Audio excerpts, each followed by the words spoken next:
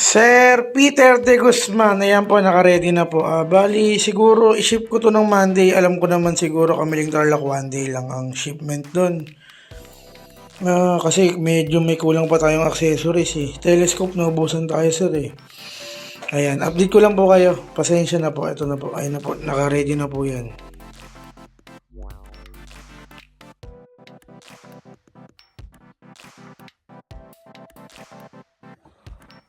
Ito ang magasin niya. Dono. Bago nyo maipid, ito ikakasa. Ayan, magsasampayan. Magtutulak ko siya. Tapos kakasa na yan. Sabay makakasa ho yan. Pagka ho yan nakakak na, kalabit na lang kayo ng kalabit yan. Tuloy-tuloy ho yan. Semi-auto hanggang sa maubos ho yung laman ng magasin. Ng gabi, Sir Peter. Ito po yung actual, binuo ko na. Pressure. Output, 1,008. Input pressure, nasa 2,000. Kakalgahan ko pa ho yan.